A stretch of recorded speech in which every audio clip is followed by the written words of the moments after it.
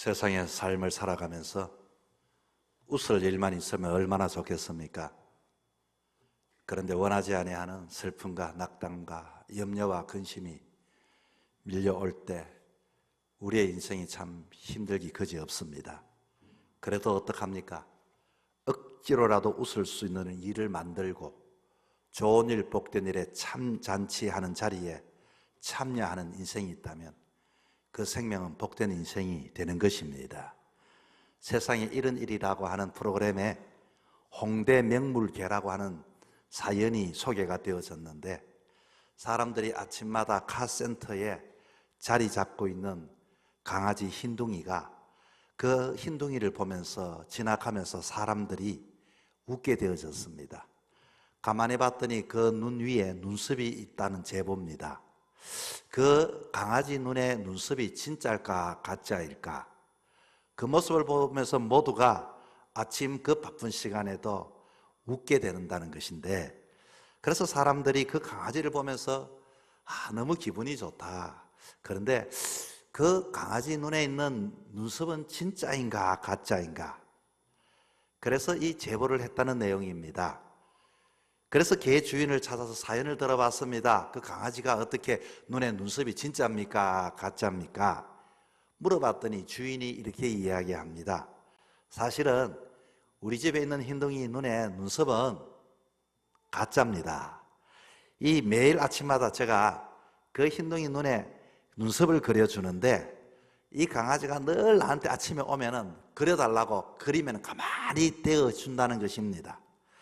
그리고 또 이 모습을 보고 사람들은 그 모습을 보고 오면서 가면서 쳐다보고 한 번씩 웃고 가는데, 이 각박한 세상 속에 사람도 좋고 좋아하고, 그리고 자기도 그렇게 해주니까 얼마나 활기차게 하루를 시작하는지, 힘들고 어려워도 이 피곤해도 그 강아지를 보면서 힘을 얻고 웃는 모습을 보고 나도 웃게 됩니다 라고 하는 인터뷰였습니다. 여러분 어떻습니까? 여러분은 어떻게 삶을 살아가고 있습니까? 영국 동화 중에 임금님이 중환병에 걸렸습니다. 의사가 처방을 했습니다. 임금님, 이 병은 약으로 고칠 수가 없습니다. 세상에서 가장 행복한 사람의 속옷을 얻어 입으면 나을 병입니다. 임금님은 요즘 말로 말하면 우울증과 같은 신경계통의 질병을 앓고 계셨는데, 신하들을 풀어서 이 세상에 가장 행복한 사람인지 너희들이 한번 찾아봐라. 그리고 그 사람의 속옷을 좀 얻어왔으면 좋겠다. 신하들이 사방팔방에 흩어져서 행복한 사람들을 찾아 나섰습니다. 그래서 이 행복한 사람에게 사연을 말했더니, 이 행복한 사람의 속옷을 이렇게 얻었으면 좋겠다고 했더니 사람마다 이렇게 이야기를 합니다. 사실은 내가 웃고 있지만 내가 웃는 것이 아닙니다. 너무 힘들고 어렵기 때문에 웃고 있습니다. 행복하지 않다는 것입니다. 사람마다 모두가 행복하지 않다는 것입니다. 마지못해서 웃고 그냥 웃고 그렇게 산다는 것입니다. 낙담하여 왕에게 보고를 했죠. 임금님, 세상에 행복한 사람은 아무도 없는 것 같습니다. 그랬더니 왕이 이제는 직접 이렇게 찾아 나섰습니다. 아무리 찾아 나섰지만 왕도 만나본 사람들이 행복한 줄 알았는데 행복하지 않다고 다 그렇게 이야기를 하는 것입니다. 무거운 마음으로 어느 날 산책을 하는데 물방앗간을 지나가게 되었습니다. 이 물방아가 돌아가는 소리를 반주로 삼아서 이 물방앗간 이 주인이 혼자서 이렇게 노래를 부릅니다. 세상에 나만큼 행복한 사람이 또 있을까? 해가 뜨면 물방아를 돌리고 해가 지면 또 쉬고, 우리 집에는 사랑하는 아내도 있고 그리고 자식들이 있고 아마 영국 임금도 나만큼 행복하지 못할 거야 하면서 이렇게 반주를 맞추면서 소리치며 노래를 불렀습니다. 지나가는 왕은 이 소리를 듣고서 정말로 이제 내가 살 수 있겠다. 그래서 이렇게 사정을 말했습니다. 말했더니 그래서 속옷을 좀 줬으면 좋겠다. 방앗간 주인이 겸연쩍은 듯이 이렇게 말합니다.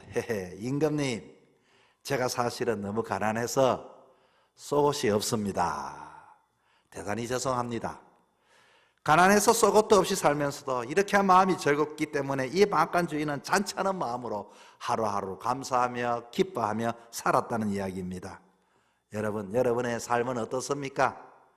즐거운 마음을 가져 잔치하는 기분으로 여러분의 인생의 삶을 살아가기를 축복합니다. 우리 기독교회는 많은 종교 중에서도 잔치하는 종교다 이렇게 이야기합니다. 마태복음 22장 2절에서 4절에 봤더니 천국은 마치 잔치하는 아들을 위해 혼인잔치를 베푼 어떤 임금과 같다 이렇게 소개를 합니다. 모두가 천국에 갈 것을 소망하지 않습니까? 천국에 가면은 잔치하는 곳이라고 했는데 여러분, 잔치는 웃음이 있고 기쁨이 있고 넉넉함이 있고 부유함이 있게 되어지는데 우리가 천국 갈 사람들이 좀 미리 연습하며 살아가야 하지 않겠습니까? 마태복음 25장에도 처녀가 신랑을 맞이하는 이 비유의 잔치를 이렇게 천국을 소개해 주는 장면이 나옵니다. 그리고 성경 마지막에 계시록에 보면은 천국은 어떤 곳인가? 어린 양의 혼인잔치하는 것이 천국이라고 이렇게 소개를 하고 있습니다. 여러분, 기독교는 잔치하는 종교입니다. 기쁨의 잔치, 은혜의 잔치, 성령의 잔치, 이 땅을 살아갈 축복받은 축복의 잔치가 있는 것이 교회인데 이 잔치하는 가운데 가장 중요한 잔치는 어떤 잔치일까? 이 땅에서 그것은 바로 영혼 구원 잔치입니다. 전도 잔치인 것입니다. 교회가 잔치하는 곳이라면 여러분, 잔치의 그 컨셉은 무엇입니까? 웃음이요, 기쁨이요, 즐거운 것입니다. 우리가 신앙의 삶을 살아가면 가장 많이 듣는 이야기 중에 하나가 은혜라는 말을 많이 듣습니다. 헬라어로 은혜는 카리스라고 하는 말입니다. 카리스라고 하는 것은 기뻐하다라고 하는 말입니다.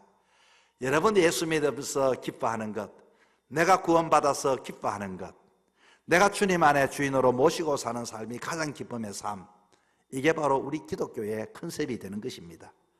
어떻게 하면 우리가 이 기쁨을 유지할 수 있습니까? 하나님과의 관계를 바른 관계로 유지하며 살아가는 것이 우리가 평생도록 천국 주님 오시는 그날까지 가져야 할 신앙의 자세가 되는 것입니다. 여러분, 잔치는 그 잔치의 크기는 어떻게 알 수 있습니까? 호스트가 누구인가, 주인이 누구인가에 따라서 그 잔치의 규모와 크기와 내용이 달라지게 되는 것입니다.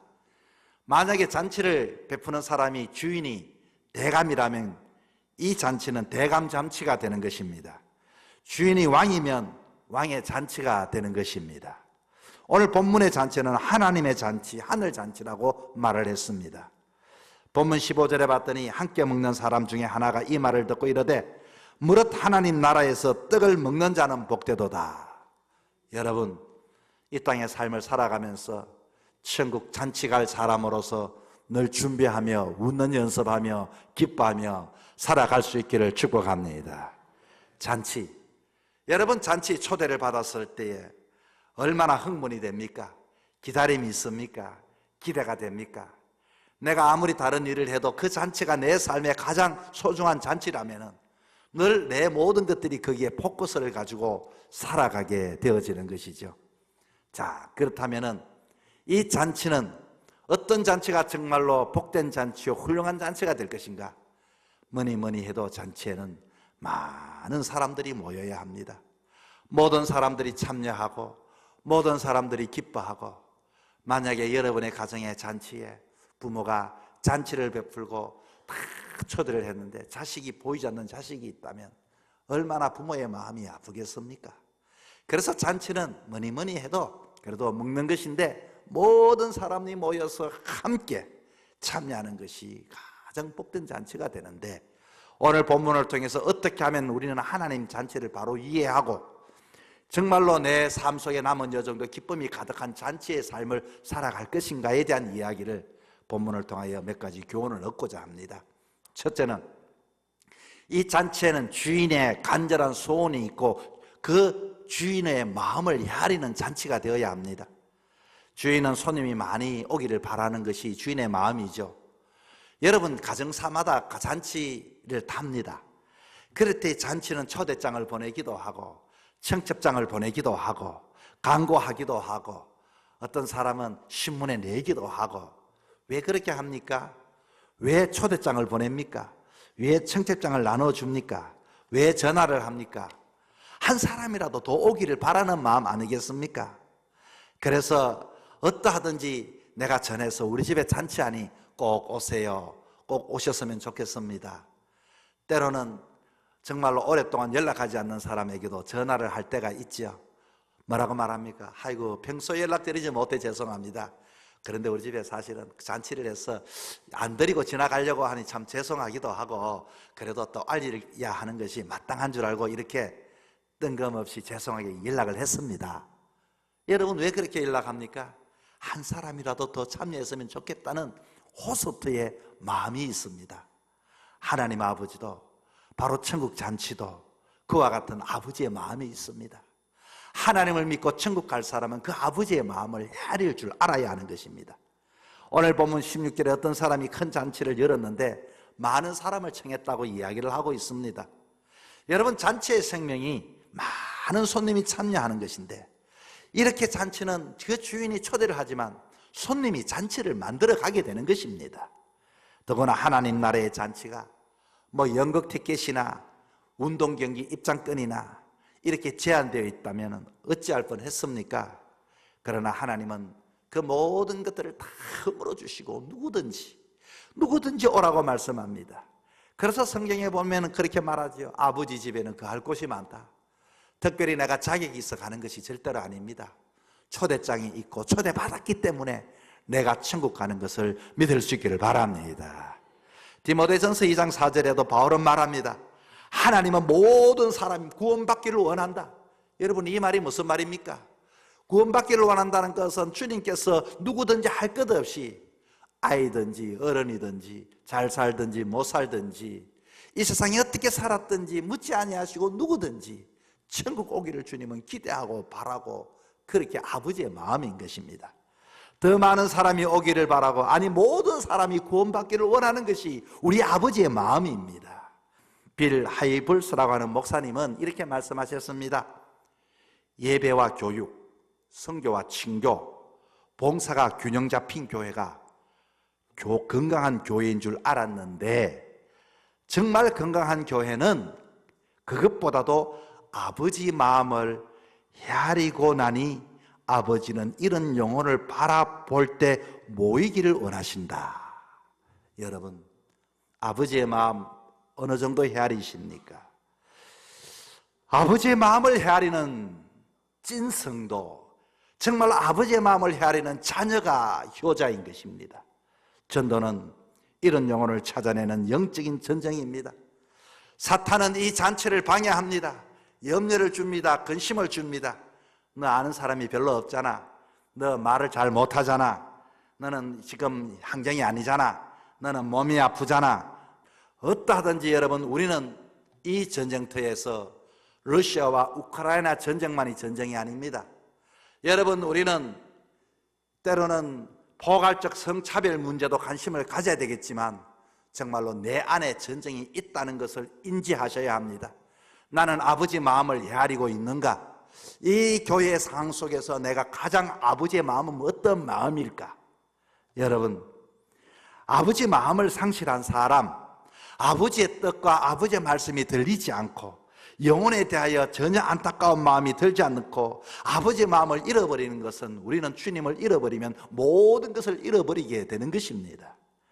여러분, 이 지금은 모든 우리 백성들이 장로님 기도해 주었던 것처럼 애국가를 불러서 모든 백성들이 한마음 가지는 것이 중요한 것입니다. 주변에 전쟁의 소리가 들립니다.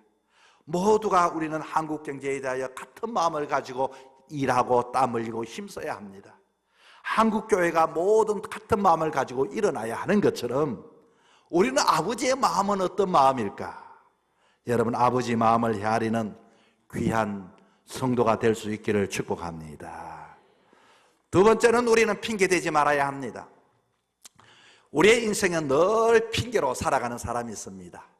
핑계를 대려면 핑계할 거리가 생기는 것이 우리 인생입니다. 예수를 처음 믿을 때는 여러분 얼마나 우리 주변에 핑계거리도 많습니까? 그러나 순종을 합니다. 그러나 아이들이 말도 하고 친구도 생겨나고 하다 보면은 아이들에게 핑계거리가 생겨나게 됩니다. 내가 친구 만나야 되는데, 내가 숙제해야 되는데, 여러분, 물론 이 아이들이 그때부터 시작해서 죽을 때까지 인생은 핑계하며 자기에게 늘 언제나 맞추어 살아가는 것이 우리 인간의 특징인 것입니다. 그러나 신앙은 그렇지 않습니다. 하나님의 사람들 가운데 교회 부흥을 원하지 않는 사람이 어디 있겠습니까?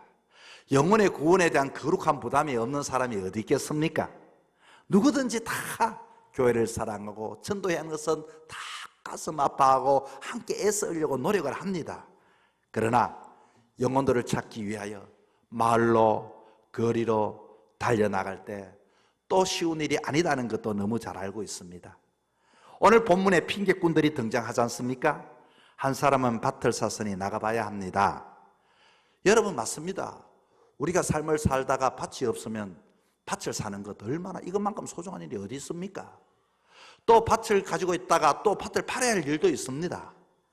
또 한 사람은 소 5마리를 샀으며 시험해 봐야 합니다. 이야, 하나님의 축복인 소를 샀다.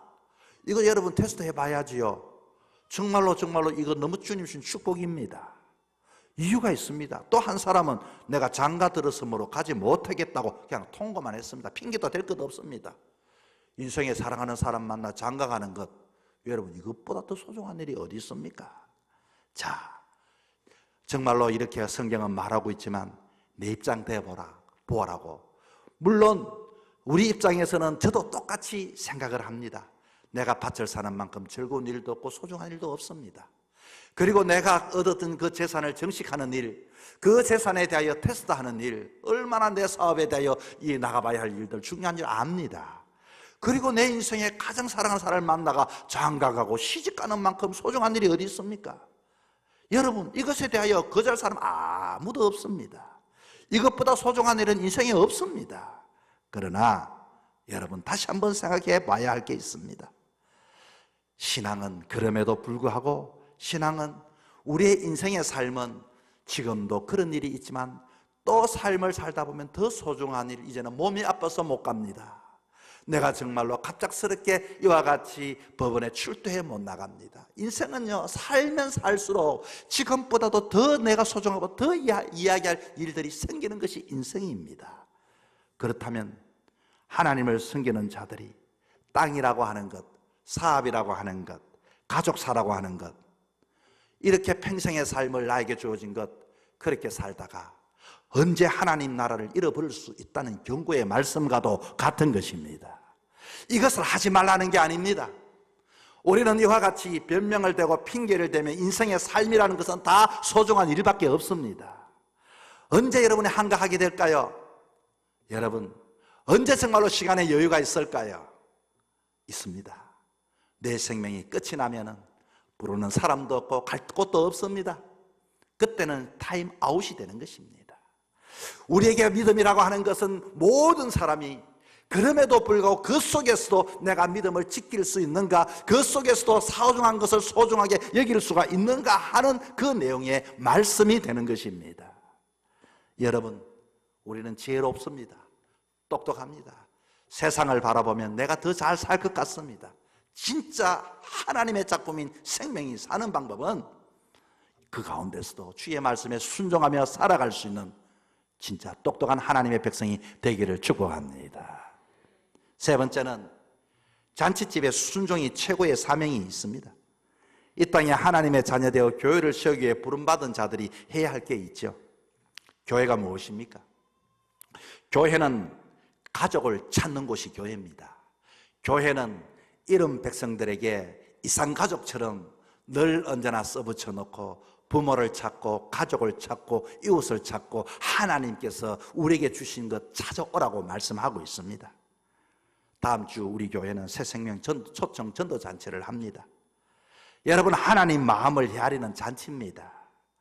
언제나 전도는 잔치입니다. 구원잔치지요. 최고의 천국잔치. 오늘 본문에 잔치하는 곳에 놓치기 쉬운 인물이 한 분이 계십니다. 종들입니다. 본문의 진정한 주인공이라 할 수 있는 사람들, 이 종들. 잔치집에 사람들이 꽉꽉 누가 채울 수 있도록 땀 흘리고 수고해야 하는가를 가르쳐 주고 있습니다. 사람들을 보냅니다. 그때마다 가고 또 갑니다. 입이 없는 사람처럼 한마디 불평도 하지 않고 종들은 마을로 가고 산으로 가라, 들로 가라, 강 건너 가라. 이들은 핑계 대지 않고 그냥 갑니다. 잔치하는 교회, 거기서 우리 성도들의 배역이 뭘까요? 저와 여러분이 보냄받은 자입니다. 우리는 주의 종들입니다. 세상을 향하여 우리가 진정한 그리스도인이라면, 주님의 자녀라면, 주님의 종이라면 이 땅에 선교사로 보냄받은 자들입니다. 어떤 이가 말하기를 그리차는 이 세상을 향하여 날아가는 미사일과 같다라고 이렇게 말했습니다. 여러분 미사일 아시죠? 북한의 김정은이가 그렇게 그 미사일에 대하여 애착을 가지는 것처럼 말입니다. 왜 미사일이라고 이렇게 표현했는가 봤더니, 미사일은 이렇게 쏴서 멀리 가는 것이 생명인데 안정적으로 멀리 가서 정확하게 그곳에 이렇게 낙하시키는 것입니다. 이렇게 터뜨리는 것입니다.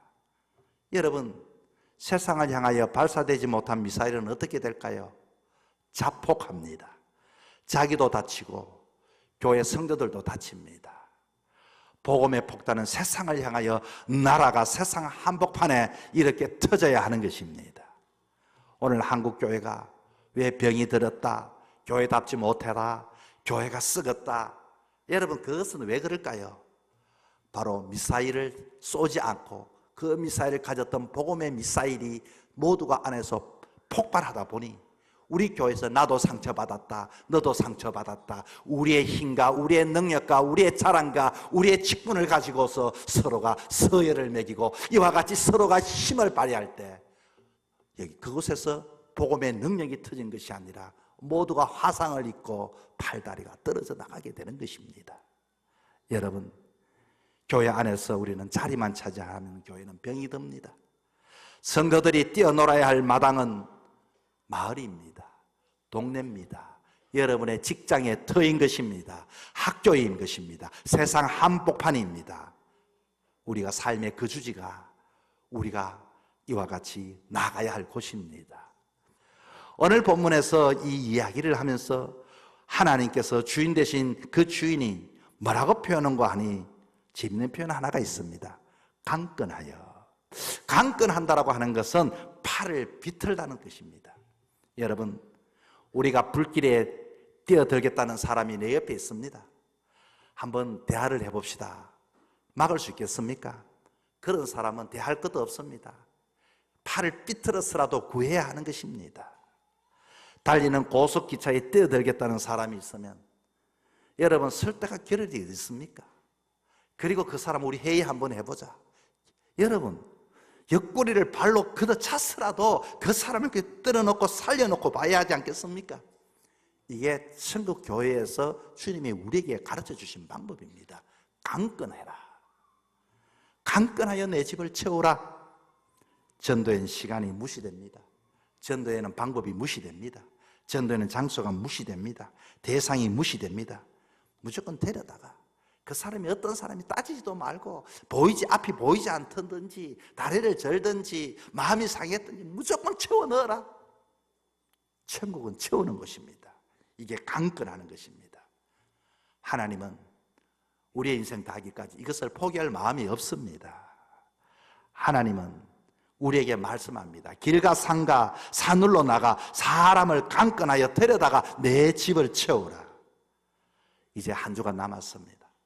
한 주간 힘을 한번 다해 보십시오.